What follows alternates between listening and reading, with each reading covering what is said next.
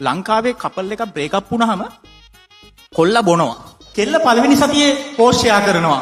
බුදුබණ පදයක්, සවන වැකියා වගේ වීඩියෝ. ඊට පස්සේ අමතර ෂෙයා කරනකොට මාළුවෙක් ගොඩ ඉඳන් ගැහෙද්දි ඉතින් අපි ආ දුර බොහොමයි. ඒ වගේ පෝස්ට් ෂෙයා කරනවා ගොඩක් පළවෙනි සතියේ සති පූජාවේ. ඒ අතරේ මේ කෙල්ලගේ ඉන්බොක්ස් එකට එනවා පණිවිඩ. හරියට නිකන් අර කුරුණෑගල රෙදි කඩයක් ඕපන් කරා වගේ පණිවිඩ ගොඩක් එනවා. පොඩි කාලේ ගර්ල්ගේ පවුලේ ඉඳලා පෙරහැරේ මගේ ඇරිච්ච අයියලා එහෙම කතා කරනවා. නංගිවා හොඳින්ද? මගෙන් මොනවද වෙන්න ඕනේ? ඕන දෙයක් මට කියන්න. මං අහගෙන ඉන්නම්. ඒ අතරේ දෙවෙනි සතියේ වෙද්දි කෙල්ලම පෝස්ට් ෂෙයා කරනවා. ඒ කියන්නේ ඉර බැහැගෙන යන වෙලාවක පිරමීඩයක පින්තූරයක් දාලා කැප්ෂන් එකක් දානවා. ඔයා ඔටුවෙක්, මම මමියක්, අපිට නැති වුණේ ඊජිප්තුවක් වගේ ඒවා දානවා. ඒ අතරේ තව පණිවිඩ එනවා.